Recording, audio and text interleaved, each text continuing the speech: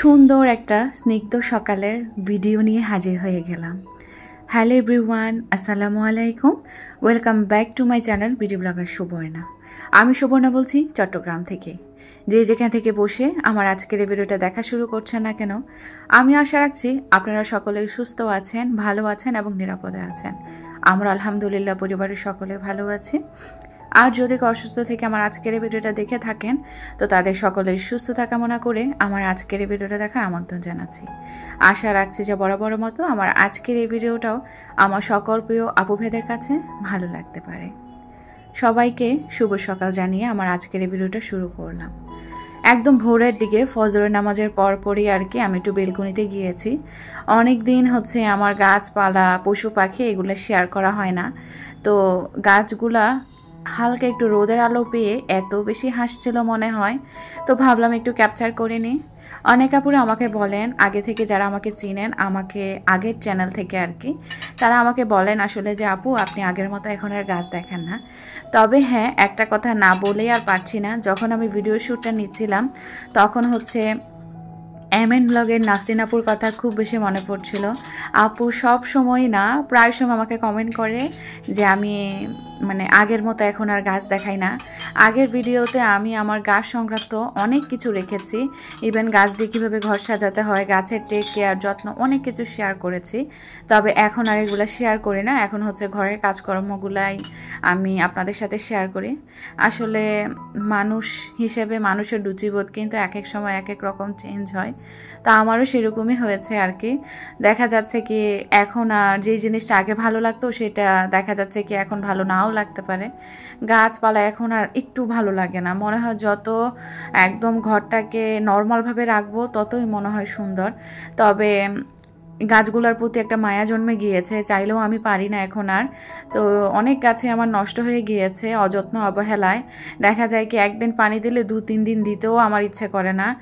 এখন শরীরের সাথে মোট কথা আমি পেরে উঠতে পারছি না। বাচ্চাদের পড়ালেখা, ব্লগিংয়ের কাজ, এছাড়াও ঘরের একটু কাজ যেদিন আমি করব সেদিন আমি দেখা যায় কি শরীরের ব্যথায় আমি নড়াচড়া করতে পারি না, আমার খবর হয়ে যায় আসলে। সেদিন আমাকে একটু বেড রেস্টে থাকতে হয়। আর যেদিন হচ্ছে আমি আপা আসে না, আমি নিজে হচ্ছে নিজের উপর প্রেশার নিয়ে ঘরটা মুছতে যাই বা মপ করতে যাই, সেদিন আমার আরও বেশি খারাপ। পায়ের ব্যথা, আমি নড়তে চড়তে পারি না, আর কোমর ব্যথা তো আছে। মোট কথা ব্যাক পেইনের ব্যথা একটু বেশি আমার। তো যাই হোক, দোয়াই রাখবেন। তো আজকে যখন গাছগুলার ভিডিও ক্যাপচার করছিলাম তখন বারবার আমার এমএন ব্লগের নাসরিন আপুর কথা বারবার মনে পড়ছিল। আমার এই আপুটা কিন্তু মাঝখান দিয়ে অসুস্থ ছিল, সব একটু দোয়া রাখবেন আমার আপুটার জন্য। আর আপু যদি আজকের এই ভিডিওটা দেখে থাকো তো কমেন্ট করে জানাবা তুমি আমার কথাগুলো শুনছো কিনা। এছাড়াও হচ্ছে অনেক সুন্দর সুন্দর করে কমেন্ট করেন আমার প্রিয় কিছু আপু ভাইয়ারা, আন্টিরাও করে, সোনামণিরাও করে, যেটা আমার কাছে অনেক বেশি ভালো লাগে। এরকম সুন্দর সুন্দর কমেন্ট যে আমি পাই, এটা আমার অনেক ভাগ্য আর কি। আমি যেটা বলবো, ভাগ্য করে আমি আপনাদেরকে পেয়েছি এটাই। আসলে ব্লগে যখন ভয়েস দিতে আসি মনে হয় যে এটা ভুল হয়ে যাচ্ছে, সেটা ভুল হয়ে যাচ্ছে, তো একটু আমার সুন্দর দৃষ্টিতে দেখবেন, এটাই আর কি। তো এইখানে হচ্ছে আমি আমার কিচেনে চলে এসেছি। আর ভোরের দিকে দেখা যায় কি জানেন, আমার গাছগুলার দিকে একটু রোদ আসে, ভোরের রোদটা, তখন দেখা যায় কি এত ভালো লাগে। তো ওই সময়টা আসলে মিস করতে চাই না। তো আজকে ভাবলাম মুডটাও ভালো ছিল, একটু ক্যামেরা ক্যাপচার করে ফেলে। তো এইখানে কিন্তু আমি ভোরে নামাজ কালাম পড়ে আমার হাজব্যান্ডকে 7:30 করে একটু বিদায় দিয়ে আমি আবার একটু শুয়েছিলাম। ঘুম আসছিল না, ভাবলাম যে না, রাতে তো আমি হচ্ছে আমার এই কিচেনের বাড়তি যে কাজগুলো দেখতে পাচ্ছেন, এই কুকারেজ এগুলো হচ্ছে আমি ক্লিন করেছিলাম। আর অ্যাবজর্বে যে ম্যাটটা আমি কিনেছি ওটা নিয়ে অনেক প্রশ্ন এসেছে, তো এটা নিয়েও কিছু কথা বলবো আপনাদের সাথে। এছাড়াও সকালের নাস্তার ঘর গুছানো তো আছে। তো সকালবেলা হচ্ছে নাস্তা খাওয়ার আগ দিয়ে ভাবলাম যে কিচেনটা একটু গুছিয়ে ফেলি, আর না হলে আমার কাজ করতে ভালো লাগবে না। যেই কথা সেই কাজ, আমি হচ্ছে রাতেই যে কুকারিজগুলো আমি ধুয়ে অ্যাবজর্ব ম্যাটটাতে আমি শুকাতে দিয়েছিলাম, তো সেগুলো হচ্ছে সকালবেলায় আমি কিছু হাতের কাজ সেরে তারপর মূলত কিচেনটাকে গুছিয়ে নিলাম আমার প্রয়োজন বুঝে। অ্যাবজর্ব ম্যাটটা নিয়ে অনেক বেশি প্রশ্ন এসেছে, এটা আমি কোন পেজ থেকে কিনেছি, কত টাকা দিয়ে কিনেছি। তো এটা হচ্ছে তৃণপাতা, একটা ফেসবুক পেজ আছে, বাংলাতে সার্চ দিবেন তৃণপাতা। তো পেয়ে যাবেন আসলে। আর হচ্ছে এটার প্রাইসটা হচ্ছে 490 টাকা করে পড়েছে। তো এটা হচ্ছে অ্যাবজর্ব ম্যাট, চায়না যে ব্র্যান্ডগুলো আছে না একদম এক্সপোর্টের, তো সেগুলা চায়না জিনিসের এমনিতেই দাম। তো এটা এত বেশি হেল্পফুল, আমি কি বলবো, এমন একটা জিনিস আপনার কিচেনে রাখবেন আপনি, আপনার কিচেনের কাজ সত্যি অনেক সহজ করে দিবে। তো এই অ্যাবজর্ব ম্যাটটা কেনার পরে আমার কি হয়েছে, এই যে কিছু একটু যখন আমি এটার উপর রেখে ভিডিও শ্যুটটা নেব, এত বেশি ফুটে, আর চেক প্রিন্টের হওয়াতে আর পিঙ্ক কালার আর হোয়াইটের কম্বিনেশন হওয়াতে খুব সুন্দর। আর এটা কিন্তু এরকম দেখা যায় বোটে অনায়াসে যেখানে সেখানে আপনি রেখে দিতে পারবেন, একটু বটবে না, একটু নষ্ট হবে না। তবে এটার মধ্যে হচ্ছে হিট জাতীয় কোনো কিছু রাখা যাবে না, যেমন গরম জাতীয় কোনো কিছু।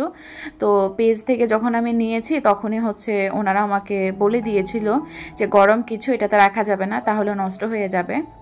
মোট কথা হচ্ছে আপনি ডেকোরেশনের কাজও এটাকে ইউজ করতে পারেন। এছাড়াও হচ্ছে কিচেনের যে ভিজা হাঁড়ি পাতিলগুলো আছে এগুলা পানি ঝরানোর জন্য এই অ্যাবজর্ব ম্যাটটা অনেক বেশি উপকারী। তো আমি মনে করি যে আমার কিচেনের কাজকে অনেক বেশি সহজ করে দিয়েছে আমার এই অ্যাবজর্ব ম্যাটটা। তো যাদের অনেক বেশি ইনকোয়ারি ছিল এটার কত দাম, কোন পেজ থেকে কিনেছি, তো আজকের ব্লগে আমি বলে দিয়েছি। এছাড়াও যদি আরও কিছু জানার ইচ্ছা থাকে নির্দ্বিধায় কমেন্ট করে জানাবেন, আমি ইনশাল্লাহ চেষ্টা করব কমেন্টের আনসারটা দিয়ে দেওয়ার জন্য।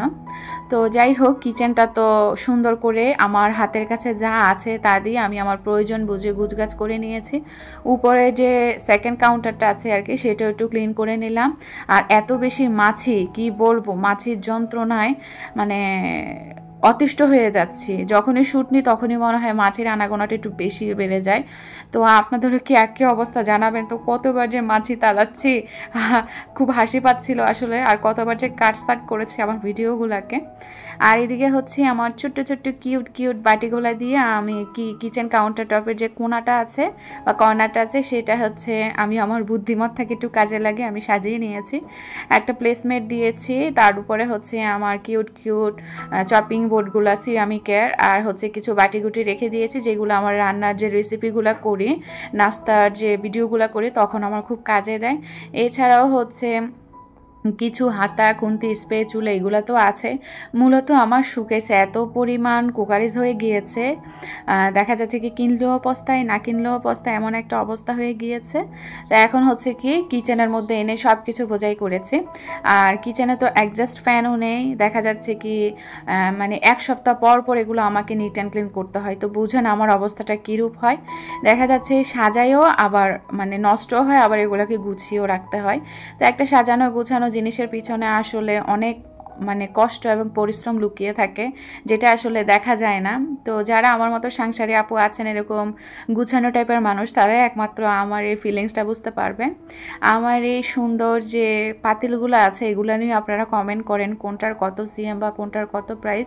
ইনশাল্লাহ ইচ্ছে আছে পাতিলগুলো নিয়ে ডিটেলস একটা ভিডিও করে আপনাদের সাথে আবার বলে দেওয়ার চেষ্টা করব।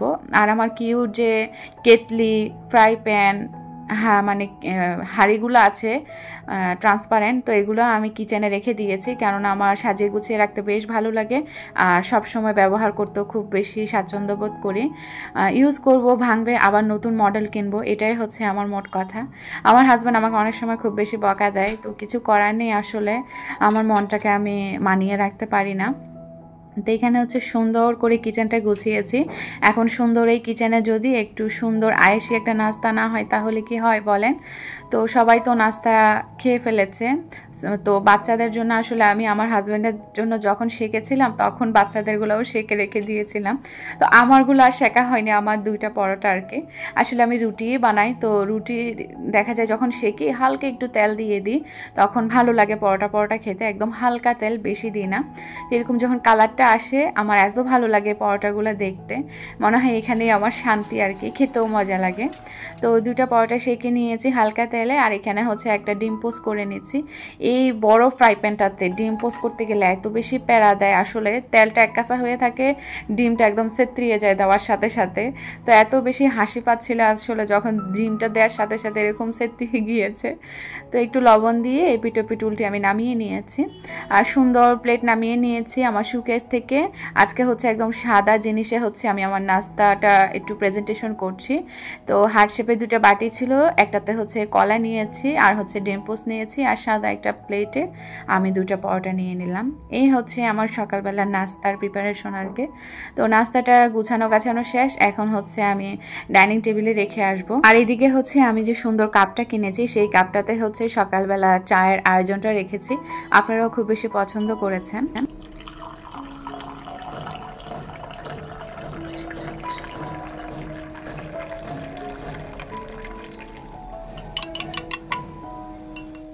চায়ের কাপটা যেমনই সুন্দর তেমনই তার রূপ, আর চাটা নেওয়ার পরে আরও বেশি সৌন্দর্য বেড়ে গিয়েছে, যেটা সত্যি কথা।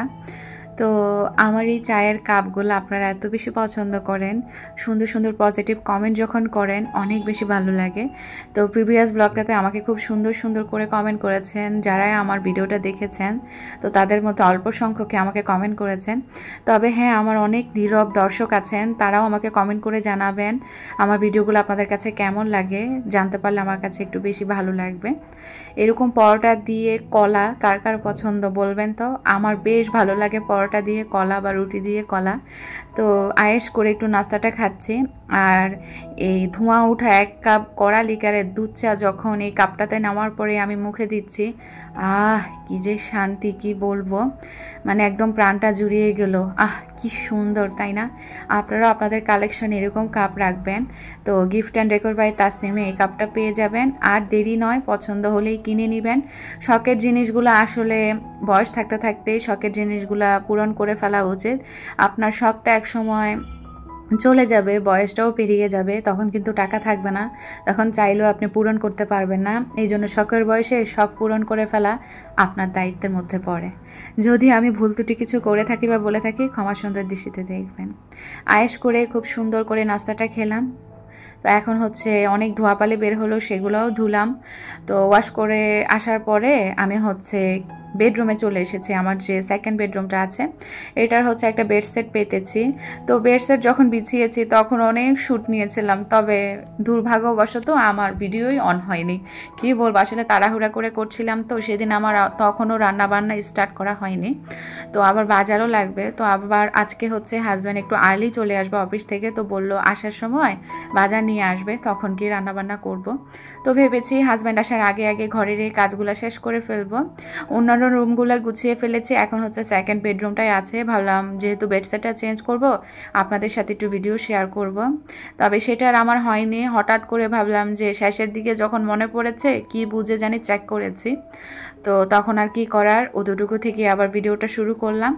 তো খাটের বিটের উপরে হচ্ছে কিছু ফ্লাওয়ার বাস থাকে, একটু মুছে টুছে ফ্লাওয়ার বাসগুলো রেখে আর্টিফিশিয়াল ফ্লাওয়ারগুলো ধুয়েছি, সেগুলোও একটু সেট আপ করে দিলাম। আর বেডটা হচ্ছে খুবই সিম্পলভাবে আমি অর্গানাইজ করে নিলাম। এই রুমটাতে কেউ থাকে না, তবুও আমার সাজিয়ে গুছিয়ে রাখতে বেশ ভালো লাগে। সংসার হচ্ছে একটা মায়ার বাঁধন, আর এই মায়ার বাঁধনে পড়ে আসলে বারবার আমি সংসারটাকে সাজিয়ে গুছিয়ে রাখি।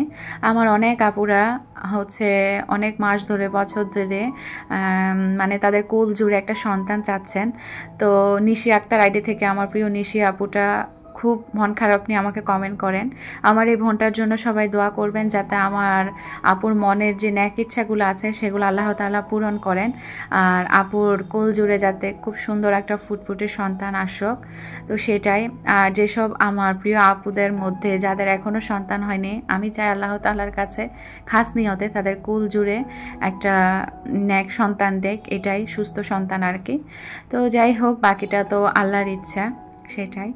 আর এদিকে হচ্ছে কথা বলতে বলতেই আমি আমার বেডরুমটা গুছিয়ে নিয়েছি খুব সুন্দর করে। আমার এই ফুলগুলো বা আমার এই ঘরের এই জিনিসগুলো এত বেশি মায়াময়, কি বলবো। তো দেখা যায় যখনই সাজিয়ে গুছিয়ে রাখি, মানে ধরা ছোঁয়া এগুলো আমার করতেই হয়, আর না হলে আমার শান্তি লাগে না। তো যাই হোক, এই বেডসেটটা তো কমন হয়ে গিয়েছে, অনেকের কাছেই আছে। তো বেডসেটের সাথে মিল রেখে সুন্দর করে একটু রুমটাকে একটু গুছগাছ করে নিয়েছি। আর এই গুছগাছটুকু শেয়ার করতে করতে আপনাদের সকলের কাছে রিকোয়েস্ট করছি, এতটুকু পর্যন্ত কেউ দেখছেন কিনা জানি না, আমার ভিডিওটার মধ্যে ছোট্ট একটা লাইক বাটন, লাইক প্রেস করবেন আপনার যদি ভালো লেগে থাকে। যেহেতু ভিডিওটাতে ক্লিক করেছেন, নতুন হয়ে থাকলে আমার চ্যানেলটা সাবস্ক্রাইব করে পাশে থাকা বেল বাটনে অল অপশনটা চাপ দিয়ে আমার চ্যানেলটার সঙ্গে হয়ে থাকতে পারেন। আর যারা অলরেডি এই কাজটা করে আমাকে প্রতিনিয়ত উৎসাহ দিচ্ছেন, তাদের কাছে অনেক অনেক কৃতজ্ঞ। আর আমি অনেক ঋণী আসলে, যেটা সত্যি কথা।